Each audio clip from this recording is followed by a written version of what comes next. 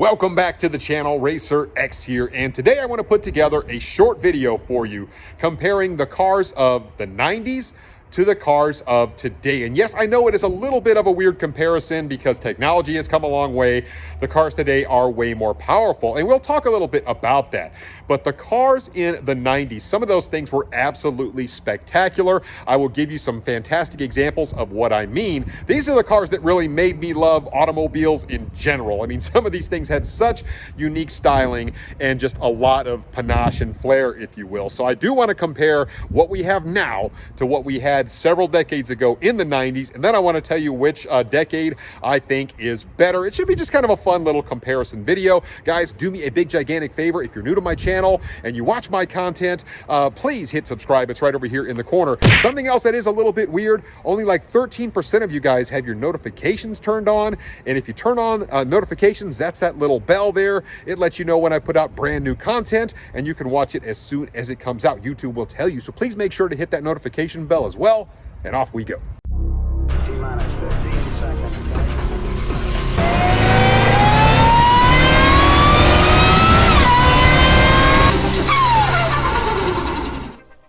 Now, when you talk about automotive technology and just where we are currently with modern day cars, it is astounding just how far we've come in the last 25 plus years since the 90s. I mean, our engines are incredible. The Hellcat engine, for example, I mean, they're sticking that in everything, in big SUVs and smaller SUVs and trucks, in muscle cars and sedans. I mean, you name it, they've got a Hellcat in it. Unless you're a 300 guy, you don't get one. But everybody else pretty much got one. Oh, come on! And man, and you know, the red eye, think about it. I mean, 797 horsepower. Now they've got the jailbreak at 807. They had the Demon, all basically kind of the same motor there. But I mean, man, what a fantastic power plant in the Hellcat. Even though it's kind of old school technology, I mean, they just knocked it out of the park with that thing. And then you've got 760 horsepower Shelbys. You know, you still got the dual overhead cam design out there on the Mustang GTs. Obviously, you can make a ton of power with just a Mustang GT. My car is a perfect example of that. You've got the ZL1s and the Camaro SSs. They've really done a lot with direct injection. All the modern day turbo engines are absolutely fantastic. Cars are now more fuel efficient than they ever were. I mean, the scientists have been hard at work giving us some of the coolest cars out there. And you still have some cool exotic stuff from McLaren. Certainly the Aventador, one of my favorite cars out there. And the kind of the list goes on. And now we've kind of got this changing, this evolving once again. Now all of a sudden you have companies like Bugatti saying, "Oh, we can't do what we do anymore with 16 cylinders, and we're gonna have to go electric." You're starting to see a lot more hybrids and like cars like the NSX, all that kind of stuff. You've got a mid-engine Corvette. Who'd have thought that, especially back in the 90s, that we would have a mid-engine Corvette? You know, and it's just all sorts of crazy stuff happening right now with cars really turning into small SUVs and crossovers, sedans basically going away. You've got everything sort of leaning towards EVs right now, companies spending billions of dollars on EV technology. You've got one of the biggest automotive manufacturers right now that wasn't even on the radar back then in Tesla. And it's just, everything has kind of been turned on its head. So now we're going smaller displacement, hybrid engines, EVs, all that kind of stuff going into 2024. And who'd have thought you'd have companies like Lambo and Ferrari and all these making SUVs instead of performance two-seat cars. So it's just, everything has kind of gotten a little bit weird, but we still have some fantastic technology. It does continue to evolve, but not everybody likes the direction we're going. So as we step back into the 90s, these are the cars that sort of shaped where we are today. And there's so many examples of just how cool these cars really are. So let's jump into that. When you talk about cars from the 90s compared to today, yes, they are way down in power. That's to be expected. Like I said, it's like 25 plus years old, but man, they had a lot of really neat stuff for everybody. I mean, and they had so much variety in there. And I got this huge list going here of cars that I thought were really cool. In some instances, it's brand new technology. In some instances, like I said, it's kind of like a first gen or the first time we ever saw that particular make and model, that design. And in other instances, it could have been like a generation 4 or 5 type car, but it was the best of that particular car, at least in my mind. So there's so much to talk about when we talk about jumping into the 90s. And I want to start off this massive list I can't really spend a lot of time on individual cars because it's a big list. But as I start to jump down through here, you will see just how much cool stuff there really was. So let's talk about the Dodge Viper. That is the first one I want to start off with. 1991 is when that car came out. Very first time I ever saw it on the road. I still remember it to this day. It was being driven by John Elway, of all people, the quarterback of the Broncos, when I lived in Denver. And what an incredible road presence. And it still has that today, 5 generations later. In 1996, they came out with the Gen 2. And that to today is my favorite generation of Viper. Yeah, I love the Gen 5s too.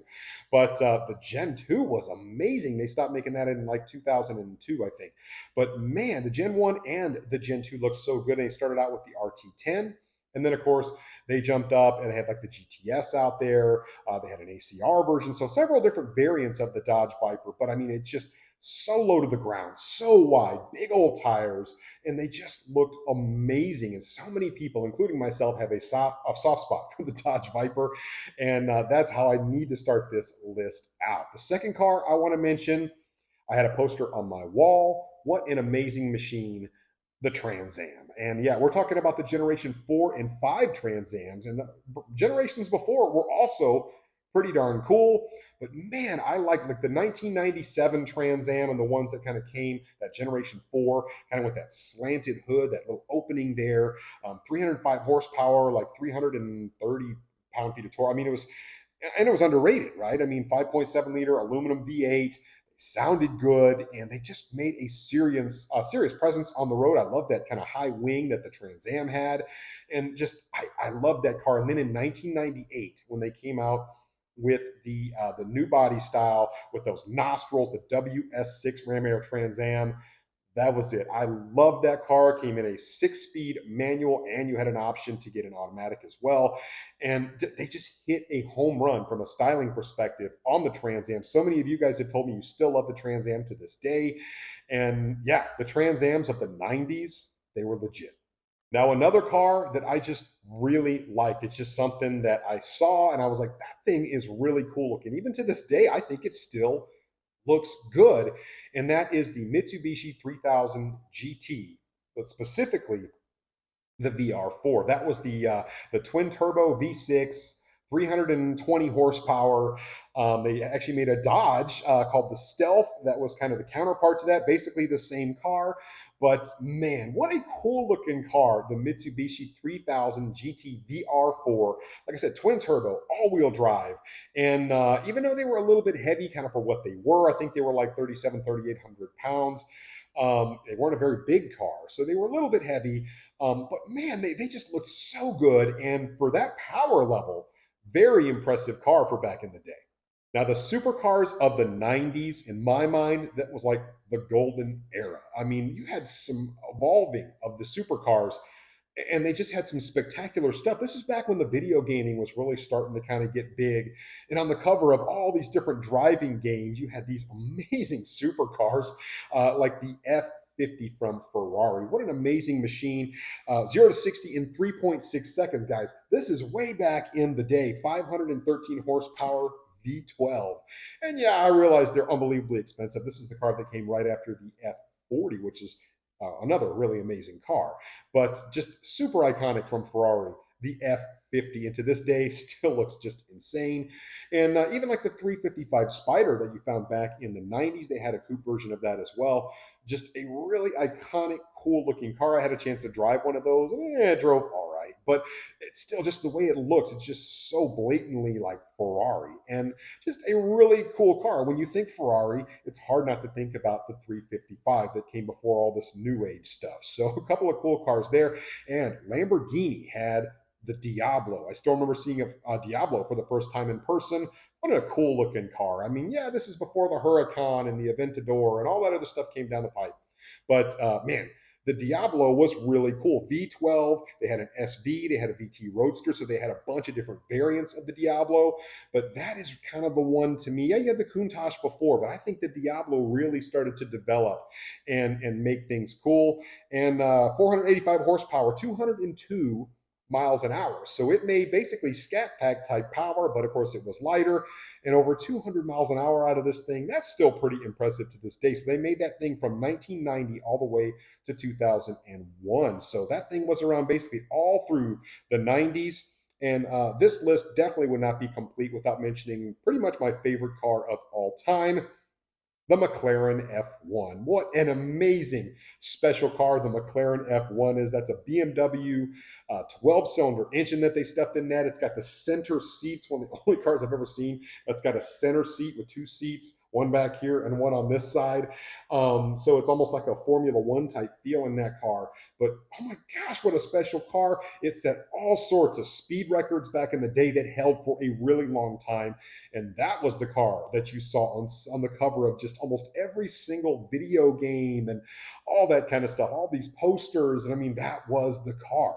And to this day, those cars are unbelievably expensive and they look amazing. I've only seen one in person. And gosh, it's still just one of the coolest cars ever made. The next thing I want to talk about is for you Mustang guys out there. It is the Fox Body Mustang, an iconic car, 100%. They made this thing for 15 years. They stopped production in 1994. But go to any local drag strip, really across this entire country. Go see what a lot of race cars are made out of. It's the Fox Body Mustang, one of the most iconic Mustangs they have ever made. And they were still, I realized they didn't have just a ton of power. Maybe they weren't all that well made, but they made a zillion Fox bodies. And to this day, you still see them on the road. And the Fox Body created a soft spot in a lot of people's hearts, just general enthusiast Mustang guys, people everywhere. They all know the Fox Body Mustang. Well, like I said, if you are a fan of the 90s cars, you can't do a list like this without mentioning the Fox Body. If you are an import person, this next one is pretty iconic for you. It's from Mazda.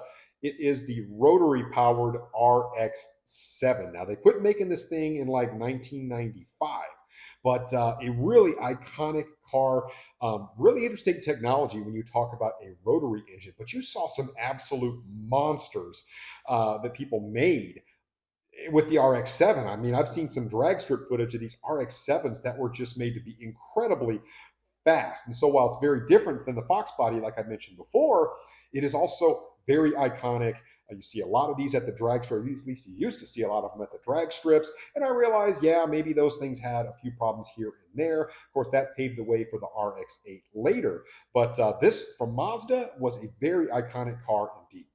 Now, this supercar definitely set it apart from all other Jaguars. In my mind, by far, the coolest Jaguar they ever made. It is the XJ220. They only made it for a few model years, 1992 to 1994. And it was a 500 horsepower twin turbo, six-cylinder they put in this thing.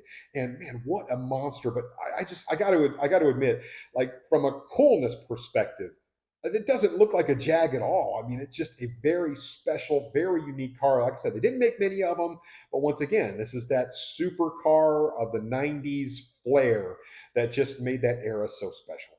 Now, they also had a couple of really cool small trucks out there. One of them was the GMC Cyclone. I don't know if you've ever seen one of these before, but they were definitely ahead of their time. Super cool trucks. They actually made those from 91 to 93. 4.3 liter turbo six in that. And very cool. Even to this day, once in a while, you'll still see one. And those were super cool. And of course, you had the Ford Lightning. Once again, a very small pickup truck. 1992 to 1997 is really when those got good. The SVT Lightning. And in 99, they came out with a 5.4 liter supercharged Lightning. So really the late 90s Lightning is the one that I like the best. But really all through the 90s, they had that Lightning out there and just a really neat truck. And that helped to pave the way for other things, kind of like Ram's SRT10 Viper powered truck that came out in the mid 2000s. You just don't see anything like that out there right now. They're just not making really small trucks with crazy power plants in them. I don't know if the market's not there or just whatever, but I mean, these were really, really cool. And I kind of wish there was still something like this on the market. Next, I want to talk about some super iconic imports of the 90s, and there were some really good ones. The first one, the Nissan 300 ZX. It was a very popular car, had a really nice look to it, good power plant in it, and that was just a very iconic car back in the day from Nissan that paved the way for other really cool cars for Nissan kind of later down the road. Of course, the Toyota Mark IV Supra. This list definitely would not be complete without that. That is a very iconic car, Fast and the Furious. If you go to 2K, you still see a bunch of those older Supras. You see a lot of engine swaps that happen in these. But I mean, if you're an import person and you are just an overall enthusiast, you have to know and you have to respect the Mark IV Supra. And some of those things unbelievably fast when they're highly modified. And that brings me to the next one, the Nissan Skyline GTR. So 89 to 2002. So really all through the 90s is when they made the Skyline. You had right-hand drive, you had left-hand drive, you had all sorts of crazy stuff happening with the Skyline. But that is the R32. Once again, you get a turbo 6, just like you get in the current GTR. Obviously, there are some major differences. But yeah, that's always been the thing with the Skylines and the GTRs is that turbo 6. All of those super iconic. And the last one I want to mention maybe catches some people off guard, but the Mazda MV5 Miata. And when you talk about road course cars, I realize it's a little bit of a niche type car, but there is still no more popular car on the planet for road course work than a Mazda Miata. Very light, very darty. And this was the one that I think, in my mind, put the Miata really on the map all the way back in the 90s when you had that car, and it got really, really popular, almost like a cultish following with the Miata. And a lot of people still love them to this day. Now, these last two cars, some of the coolest cars from the 90s, at least in my mind. I love both of these cars. I still remember seeing them both on the road, loving them. And the first one is the Acura NSX, the first generation. Yes, we're getting ready to go into the third generation NSX. But boy, the first generation NSX, every once in a while, you'll still see one on the road, and they still, to this day, look amazing. Kind of that really low slung, long body line, kind of with that long tail on it, that really understated kind of gap spoiler. And it's just, man, what a good looking car. Yes, it didn't make massive power. Now, they were pretty light cars. It made 270 horsepower out of a 3-liter V6, but very iconic indeed. And those cars still bring pretty good money if they're in really good shape. The first generation, they made that thing from 91 to 05. So really all through the 90s is when you really saw a ton of the first gen NSX on the road. Really special car. And the last thing, and the one that just really has a soft spot in my heart, I've owned like 5 of these cars, is the C5 Corvette, specifically the Z06. I absolutely loved the Z06 and just the C5 Corvette in general. They made like an FRC, which is a fixed roof coupe, which basically had the 350 horsepower aluminum 5.7 liter engine in it. The same one as in the base, but it was even cheaper. So kind of like a base Scat Pack would have been back in like 2015. That's sort of what the FRC was. Of course, you had the regular coupe. And then you jumped up to the Z06, which made 405 horsepower. And the one thing about the C5s is they were very light, like 3,100 pounds light. And so when you got a Z06 with a heads and cam package on it or a supercharger or something, and they made, 450 or 500 wheel, they were missiles. And of course, only available in a 6-speed. But I thought the Corvette guys did a fantastic job with the design of the C5 Corvette, which you saw out like in the late 90s, early 2000s. And to this day, I still think they're really special. You still see them on the road all the time. And you still find some with relatively low miles. I love the Z06 that had kind of the opening right in front of the wheels to kind of cool the brakes. And cars just looked phenomenal. They drove fantastic. And I realized the inside maybe felt a little plasticky or whatever, but they're just great cars. They looked really good. You saw them everywhere. And I think that kind of paved the way. Yeah, you had other Corvettes before, you had other Corvettes after. Still absolutely love the C5, one of the best cars of the era.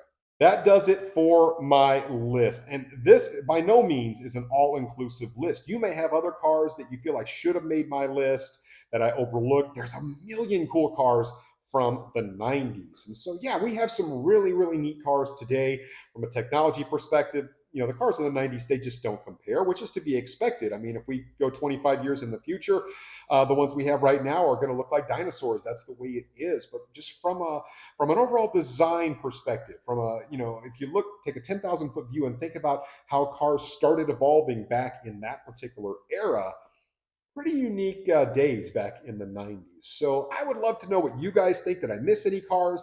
Is the 90s, is that your favorite era? What is your favorite era of car? Let me know in the comments down below.